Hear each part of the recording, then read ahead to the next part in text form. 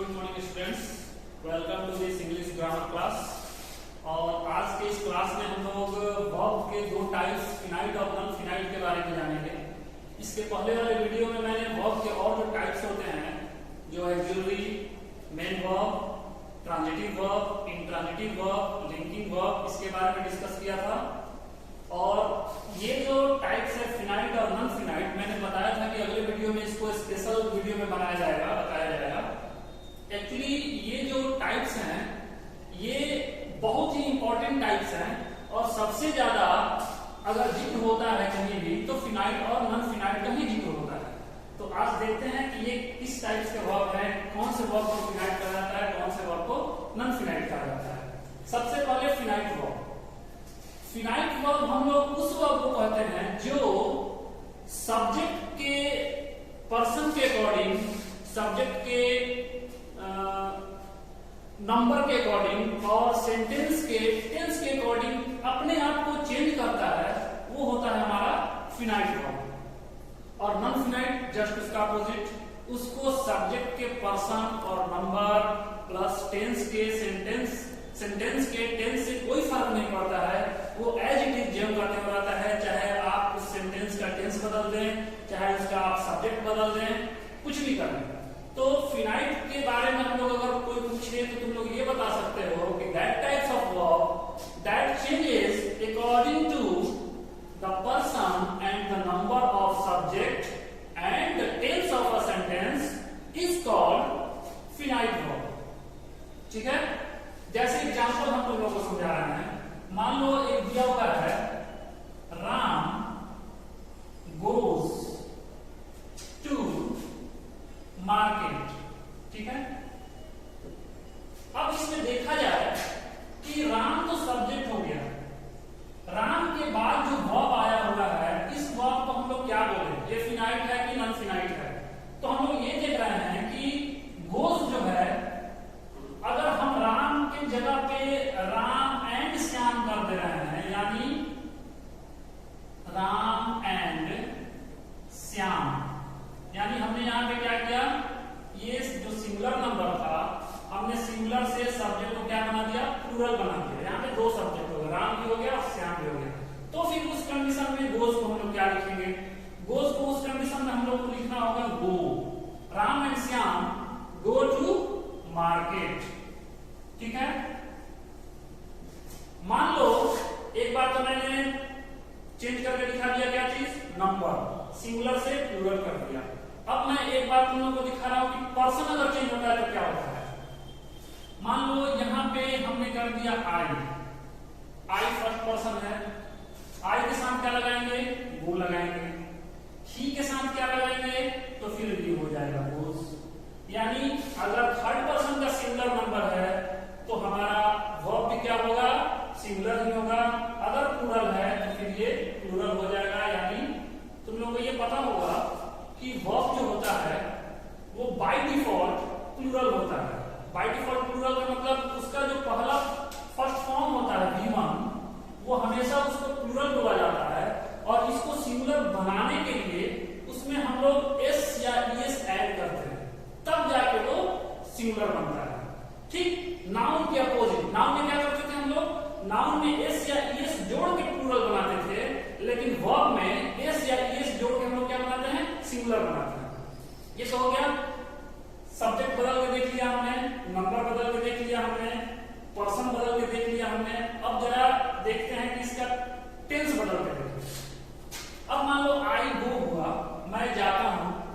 अगर हम इस प्रेजेंट इंडेफिनिट को पास्ट इंडेफिनिट में अगर लिखें तो ये वर्ब का रूप क्या होगा। अगर हम लिखे आई, मैं बाजार गया, पास्ट इंडेफिनिट, उस कंडीशन में इस गो क्या हो जाएगा, ये हो जाएगा went, I went to market. मतलब ये कि जो वर्ब सब्जेक्ट के अकॉर्डिंग, उसके पर्सन के अकॉर्डिंग, उसके नंबर के अकॉर्डिंग या फिर उस सेंटेंस के टेंस के अकॉर्डिंग अपने आप में बदलाव लाए, वो वर्ब हमारा कहलाता है फिनाइट वर्ब। क्लियर हो गया होगा। अब हम लोग दूसरा एग्जांपल देखते हैं। तो नॉन फिनाइट किसको बोलते हैं, नॉन फिनाइट जस्ट इसका अपोजिट हमने बताया है, उसको उसको कोई फर्क नहीं पड़ेगा। जैसे एग्जांपल हम यहाँ पे दिखा रहे हैं, I go to market to buy a pen. I go to market, मैं बाजार जाता हूं, टू बाय अ पेन, एक कलम खरीदने के लिए। अब तुम यहां पे जो सब्जेक्ट दिख रहा है आई, अब तुम इसको बदल दो, इसका पर्सन बदल दो, इसका नंबर बदल दो, या इस सेंटेंस का टेंस बदल दो, तो ये तो अपने आप में चेंज लाएगा। लेकिन ये जो एक दूसरा वर्ब जो दिख रहा है हम लोग को, बाय, खरीदना, उसमें कोई बदलाव नहीं आएगा। हिंदी भी हम तुम लोग को लिख के समझा दे रहे हैं।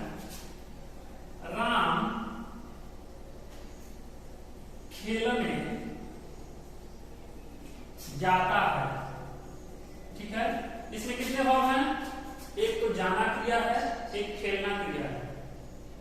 अब इसके टेंस को जरा बदल के देखिए। राम खेलने जाता है, राम खेलने जा रहा है।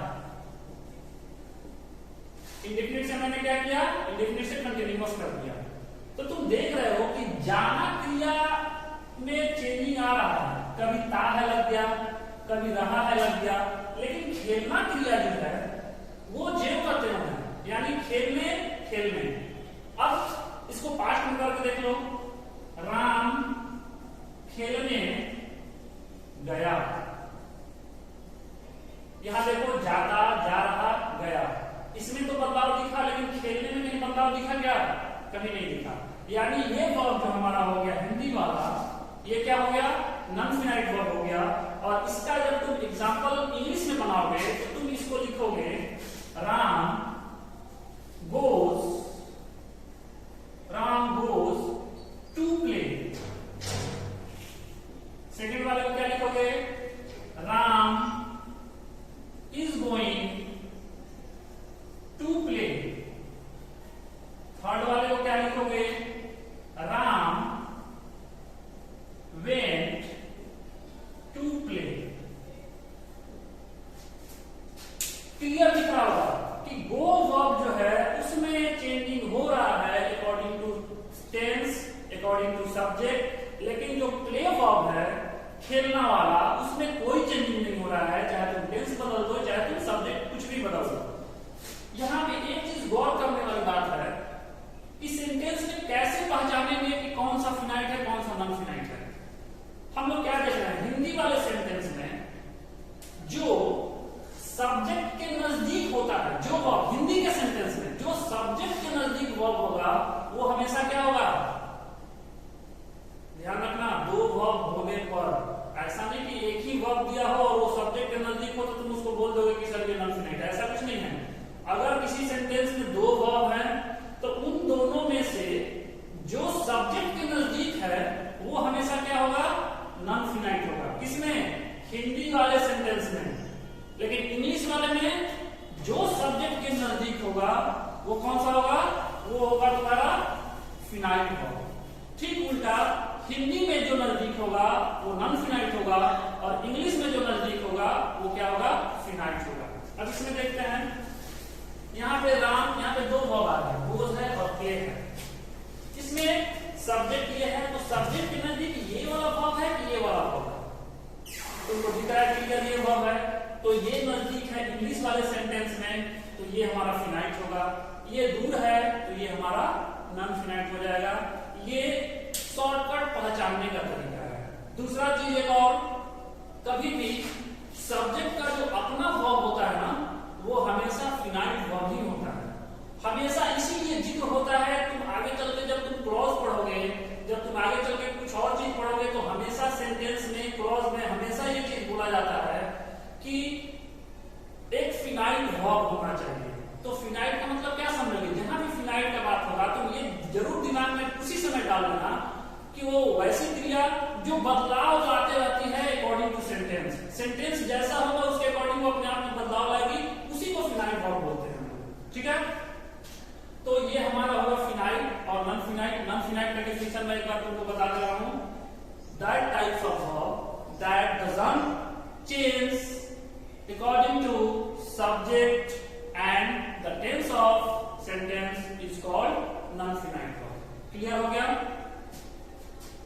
एक चीज और, अभी हम लोग वर्ब में 5-6 टाइप पढ़े हैं, transitive, intransitive, finite, non finite, main, auxiliary. तुम लोग एक चीज गौर किए होंगे, वर्ब वही है, बस फंक्शन के अकॉर्डिंग कब किसका जरूरत पड़ रहा है उसके अकॉर्डिंग हम लोग उसका नाम दे दे रहे हैं। अब जैसे अगर हम तुमसे ये बोल दें कि ये यहाँ पे फिनाइट वर्ब है, अगर इसी वर्ब को ट्रांजिटिव इंट्रांजिटिव के रूप में देखा जाए तो इसको कौन सा वर्ब बोलेंगे हम? राम गोज, राम जाता है। ट्रांजिटिव इंट्रांजिटिव पहचानने का क्या तरीका बताया था मैंने? वर्ब से क्वेश्चन करो व्हाट और whom। यानी अगर तुमको ऑब्जेक्ट जानना हो तो फिर ट्रांजिटिव इंट्रांजिटिव का बात करते हैं। अगर ऑब्जेक्ट नहीं जानना हो तो फिर फिनाइट नॉन फिनाइट का बात करेंगे। अगर वो भी नहीं जानना हो तो फिर लोग मेन और ऑक्सिलरी का बात करेंगे। मींस वर्ब वही है, अकॉर्डिंग टू यूज उसका नाम अलग अलग दिया गया है, कभी फिनाइट नॉन फिनाइट, कभी ट्रांजिटिव इंट्रांजिटिव, कभी ऑक्सिलरी और मेन। ये चीज क्लियर हो गया होगा?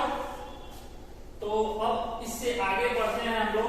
एग्जांपल तुम लोगों ने देख लिया, transitive sorry finite, non finite. अब हम लोग फॉर्म ऑफ वर्ब के बारे में जरा देखें। वर्ब है तो उसके कुछ रूप होते होंगे, उसके कौन कौन से रूप हैं, किसका किसका क्या क्या नाम है, जरा उस पर एक बार डिस्कस करते हैं हम लोग। तो सबसे पहला चीज ये जान लो कि वर्ब के मेनली 3 फॉर्म होते हैं। कुछ लोग 5 बताते हैं, कुछ लोग 3 बोलते हैं। तुमको जो इच्छा करे तुम बोल सकते हो, लेकिन मेरे अकॉर्डिंग वर्ब के 3 फॉर्म होते हैं। और ये जो 4th और 5 जो होता है, चौथा और 5वां, इसको इसी V1 से ही बनाया जाता है। बाय डिफॉल्ट ये 3 होते हैं और ये दोनों V1 से ही, ये V1 से बनता है, ये भी V1 से ही बनता है। खैर इस पे कोई दिक्कत नहीं है, तुम 4 तुम 5 भी बोल सकते हो, तुम 3 भी बोल सकते हो। अब V1, V2, V3, V4, V5 verb के 5 फॉर्म हुए, तो इन लोगों का कुछ नाम रखा गया है। क्या क्या नाम है? तो जो बेस फॉर्म होता है वर्ब का, V1, बेस फॉर्म नहीं V1, उसका नाम दिया गया है प्रेजेंट। कौन सा? प्रेजेंट। इसका नाम दिया गया है पास्ट। ये ध्यान रखना है, ये फायदा करेगा ना, टेंस बनाते समय इसका बहुत ही ज्यादा यूज होगा। प्रेजेंट, पास्ट, इसको प्रेजेंट टेंस वाला फॉर्म बोलते हैं, इसको पास्ट वाला फॉर्म बोलते हैं, इसको हम लोग बोलते हैं पास्ट परफेक्ट, इसको हम लोग बोलते हैं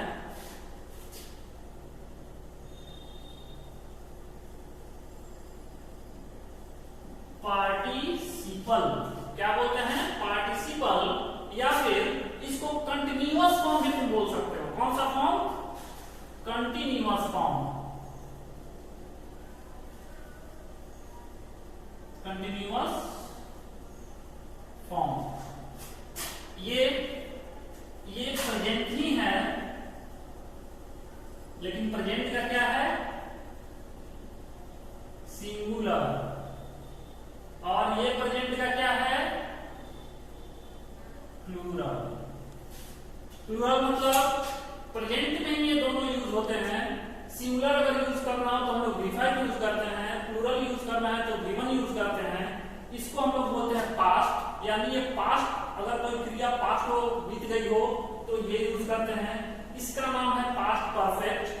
इसका नाम है कंटिन्यूअस फॉर्म, यानी कोई क्रिया अगर कंटिन्यूटी दिखानी हो तो हम लोग हमेशा बिफोर का यूज करते हैं, और इसी को हम लोग बोलते हैं पार्टिसिपल फॉर्म भी। अब पार्टिसिपल फॉर्म तुमको आगे देखने को मिलेगा नॉन फिनाइट वाले में, और V5 को बोलते हैं हम लोग प्रेजेंट यानी सिंगुलर। ठीक है? अब इसमें एक एग्जांपल देख लेते हैं हम लोग वर्ब का डाल के। मान लो कोई एक वर्ब लिए, उस वर्ब का इन 5 फॉर्म में कैसे कैसे रूप चलेगा। तो मान के चलो हम लोग लिखते हैं राइट, एक वर्ब दिया हमने राइट।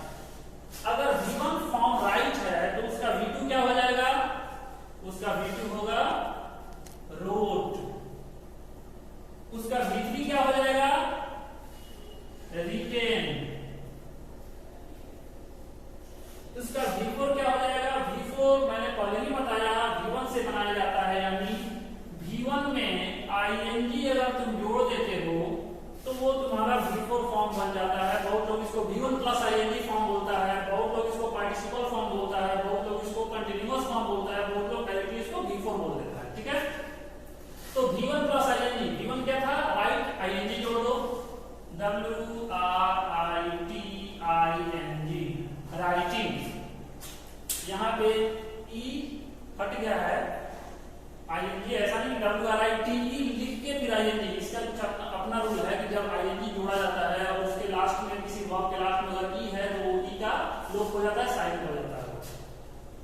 V5 इसको क्या बोला जाता है? V1 प्लस S या ES। ये V1 में S या ES जोड़ के बनाया जाता है, तो इसका क्या हो जाएगा? राइट्स। अब जब तुम टेंस बनाओगे तो टेंस में जब प्रेजेंट की बात होगी, सिंपल प्रेजेंट की, तो हम लोग ये यूज करते हैं। अगर कंटिन्यूअस की बात होगी तो हम लोग ये यूज करते हैं।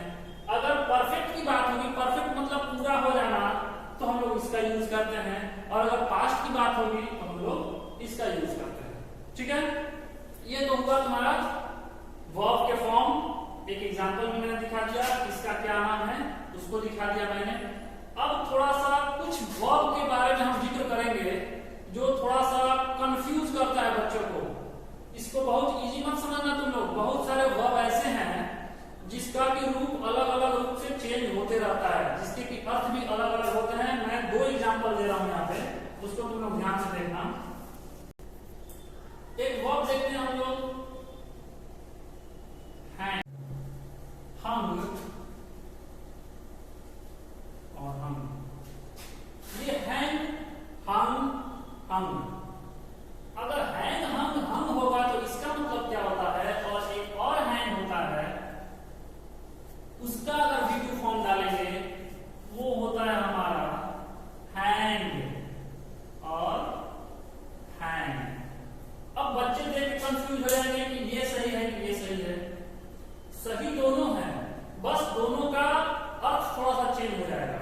अगर ये हैंग की बात करते हैं तो इस हैंग का मतलब हुआ टू सस्पेंड समथिंग, मतलब किसी चीज को लटकाना। जैसे मान लो हम लोग कपड़ा को लटकाते हैं तार पे सुखाने के लिए, हैंग करते हैं। मान लो कोई फोटो है उसको दीवार पे हमने हैंग कर दिया। ठीक है, तो अगर किसी चीज को लटकाने की बात हो रही है तो हैंग का ये फॉर्म चलेगा। लेकिन इस हैंग का मतलब हुआ जब फांसी दी जाती है, किसी को जान से मारने के लिए अगर लटकाया जा रहा हो, फांसी देने के लिए लटकाया जा रहा हो, तो फिर ये हैंग, हैंग, हैंग। समझ में आया? उस कंडीशन में ये हैंग हो जाएगा। और किसी चीज को ऐसे सिंपली लटकाने के, टांगने के सेंस में अगर बात हो रही है तो हैंग, हंग हो जाएगा। ठीक है, ये तो एक एग्जांपल हुआ। एक एग्जांपल देखते हैं हम लोग इसका, ये बहुत ही इंपॉर्टेंट है। ये क्या है? लाई। लाई मीन्स क्या होता है? झूठ बोलना। एक लाई मीन्स क्या होता है?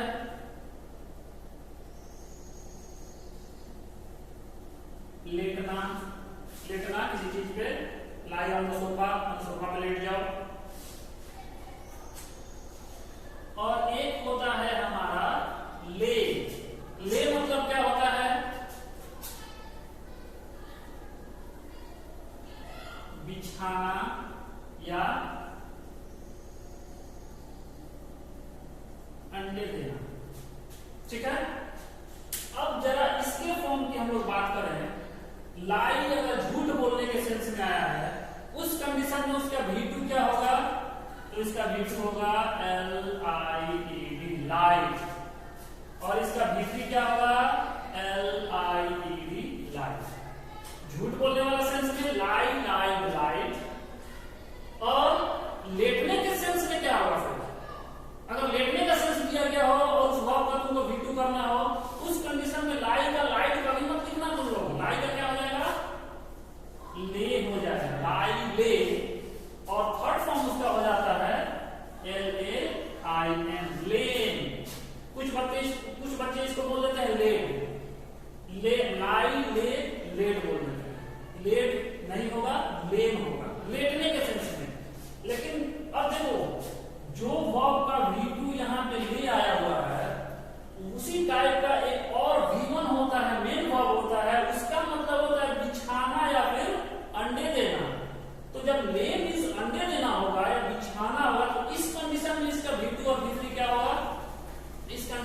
का V2 हो जाएगा। अब यहाँ पे हो जाएगा हमारा लेड, और इसका थर्ड फॉर्म हो जाएगा हमारा लेड। ठीक है, light light light, light led lane, led led lane. अब सेंटेंस के सेंस को समझते हुए तुमको इन वर्ब का यूज करना होगा। मान लो कहीं पे अगर ये ले आ गया तो तुम उसको कैसे समझोगे कि ये V2 वाला फॉर्म है कि ये V1 वाला फॉर्म है, कैसे समझोगे? तो उसको समझने के लिए तुमको सेंटेंस का सेंस समझना होगा कि भाई अंडे देने की बात हो रही है या किसी चीज को बिछाने की बात हो रही है। ये चीज ध्यान देना, ये ले मींस जो बिछाना और अंडे देना होता है, और ये लाई मींस लेटना होता है, ये इंट्रांजिटिव है। इंट्रांजिटिव ये क्या है? इंट्रांजिटिव। झूठ बोलना, झूठ बोलना, व्हाट और हुम, क्या और किसको नहीं पता चलेगा। नहीं, किसको से पता चल जाएगा? ये ट्रांजिटिव और इंट्रांजिटिव दोनों का काम करता है। ये इंट्रांजिटिव हुआ और ये ट्रांजिटिव भी है और इंट्रांजिटिव भी है। अगर अंडे देने का सेंस आएगा तो उस कंडीशन में ये इंट्रांजिटिव हुआ, अगर बिछाने के सेंस में आएगा तो उस कंडीशन में ये ट्रांजिटिव हो जाएगा। ठीक है, तो सेंटेंस होमवर्क में मैं दूंगा कुछ चेक करने के लिए कि तुम लोग उस वर्ब को कैसे ले रहे हो, कैसे समझ रहे हो। अब इसके बाद और बहुत सारे ऐसे वर्ब हैं, जैसे एक और बियर का ले लो तुम लोग, एक होता है बियर और एक और होता है उसी में बियर। अब इस बियर का मतलब होता है सहन करना, सहना, बर्दाश्त करना। ठीक है, तो अगर बियर का मतलब सहन करना होगा तो बियर, बोर और बॉर्न ये होगा। ये यहां ध्यान रखना, BORNE, लेकिन बियर का मतलब एक होता है जन्म देना। ठीक है, तो उसका मतलब होगा बियर, बोर और बॉर्न। क्या डिफरेंस आया? इसमें ई नहीं लगा हुआ है, ये जन्म देने वाला है, और ये सहने की क्षमता होने वाला बियर है। और भी बहुत सारे वर्ब मिलेंगे, तो तुम लोग वर्ब के तुम्हारे बुक में जो वर्ब के V1 V2 V3 फॉर्म दिए होंगे उसको तुम लोग प्रैक्टिस करना। बहुत सारे वर्ब ऐसे होते हैं जिनका कि कोई रूप ही चेंज नहीं होता है, वो तीनों फॉर्म में सेम ही होते हैं। जैसे अगर हम लिखे कट, तो कट का क्या होगा? तीनों फॉर्म कट ही होगा। लेट, लेट का तीनों फॉर्म लेट ही होता है। रीड, रीड का तीनों फॉर्म रीड ही होता है। हालांकि प्रोनाउंसिएशन इसका हम लोग अलग करते हैं। ये रीड है, पढ़ेंगे रेड, रीड रेड रेड, लेकिन लिखते रीड ही हैं। ठीक है, तो उसको देख के सेंटेंस के अकॉर्डिंग सेंस निकालना पड़ता है कि यहाँ V2 है कि V1 है, क्या है, वो सेंटेंस के अकॉर्डिंग तुमको पता चल जाएगा। अब आते हैं हम लोग नॉन फिनाइट वर्ब पे। ठीक है, अब हम लोग नॉन फिनाइट के टाइप्स के बारे में देखते हैं। नॉन फिनाइट पहले ही बता दिया मैंने, जो अपने किसी भी सब्जेक्ट और किसी भी सेंटेंस के अकॉर्डिंग अपने आप में कोई बदलाव नहीं लाता है, वो हमारा होता है नॉन फिनाइट। तो वो तीन प्रकार के होते हैं। कौन कौन से? एक को बोला जाता है इंफिनिटिव, यानी 2 + V1। ये भी फॉर्म जो है ये किसी भी सेंटेंस में अपने आप में कोई बदलाव नहीं लाएगा। एक होता है जीरन, जिसको कि V1 + ING फॉर्म बोलते हैं। ये भी अपने आप में कोई बदलाव नहीं लाता है, चाहे आप टेंस बदल दीजिए, चाहे आप सब्जेक्ट बदल दीजिए, कुछ भी बदल दीजिए। और एक होता है पार्टिसिपल फॉर्म, जो कि V1 + ING में भी होता है और प्लस V3 में भी होता है। इसीलिए पार्टिसिपल के भी दो पार्ट होते हैं। पार्टिसिपल को बोला गया एक प्रेजेंट पार्टिसिपल और एक को बोला गया परफेक्ट पार्टिसिपल। यानी अगर V1 में ING लगा है तो इसका नाम दे दिया गया प्रेजेंट पार्टिसिपल। ठीक है, और अगर V3 के रूप में आया है तो उसका हमने नाम दे दिया पास्ट पार्टिसिपल। अब कंफ्यूजन यहां पे ये होगा कि V1 + ING, V1 + ING, V3। अभी जस्ट इसके पहले फिनाइट वाले में मैंने बताया था कि फिनाइट में 5 पार्ट जो होते हैं V1 V2 V3 V4, उसमें भी V1 पार्टिसिपल आ रहा नॉन फिनाइट वाले में भी आईएनजी आ रहा है प्लस V3 आ रहा है, तो फिर हम लोग समझेंगे कैसे कि कौन सा फिनाइट वर्ब है और कौन सा नॉन फिनाइट वर्ब है। तो उसका सबसे आसान तरीका मैं बता रहा हूं। ये वाला तो इजीली समझ जाओगे क्योंकि इसके पहले टू वर्ब लगा रहेगा, सॉरी टू एक लगा हुआ होता है। इसमें आईएनजी सबसे ज्यादा कंफ्यूजन इसमें और इसमें होता है, कब इसको जीरन बोले कब इसको पार्टिसिपल बोले। इसके लिए एक अलग से क्लास लेंगे हम। अभी फिलहाल मैं ये बता दे रहा हूं कि इंफिनिटिव, जीरन और पार्टिसिपल कहते किसको हैं। इस वीडियो में बस केवल इतना ही रहेगा। इंफिनिटिव उस वर्ब को कहते हैं जो किसी सेंटेंस में नाउन का काम करता है। किस चीज का काम करता है? नाउन का काम करता है। अब नाउन का काम कैसे करेगा, उसके लिए तुम्हें अब नाउन जानना पड़ेगा। तो नाउन तुम ऑलरेडी जानते हो। नाउन का काम क्या होता है? नाउन ये मत समझना कि नाउन किसी वस्तु के किसी भी चीज के नाम को नाउन बोल देते हैं। नाउन का काम होता है सब्जेक्ट या ऑब्जेक्ट बनना। किसी भी सेंटेंस में सब्जेक्ट और ऑब्जेक्ट बनना। तो सिंपल जो प्योर नाउन होते हैं वो तो तुम लोग पहचान लोगे। मान लो किसी वस्तु का नाम दे दिया, मान लो कोई थिंग्स का नाम दे दिया, किसी एनिमल का नाम दे दिया, किसी प्लेस का नाम दे दिया, तो उसको तो तुम लोग जान लोगे।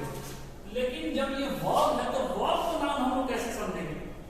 यानी अगर कोई वर्ब किसी सेंटेंस में सब्जेक्ट के स्थान पे आया हो या फिर ऑब्जेक्ट के स्थान पे आया हो तो उसको हम लोग बोलते हैं इंफिनिटिव। और इसके साथ हमेशा टू लगा होता है, यानी 2 + V1 फॉर्म भी इसको बोलते हैं।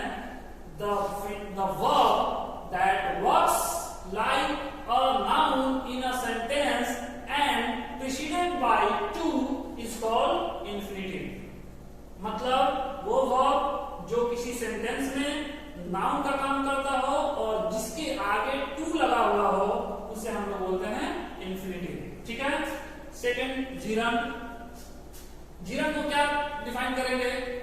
A verb that also works like a noun in a sentence and ending with ing is called gerund।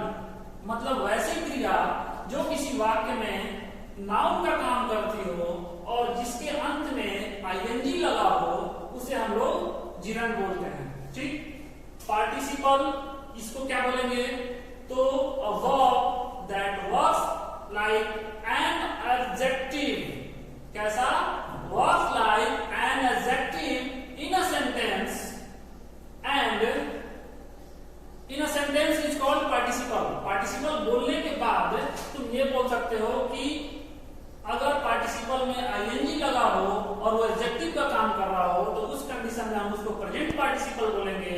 और अगर वो V3 फॉर्म में हो और वो एडजेक्टिव का काम कर रहा हो तो उसको हम लोग पास्ट पार्टिसिपल फॉर्म बोलेंगे। ये तो हुआ डिफिनीशन तुम लोग लिख लेना।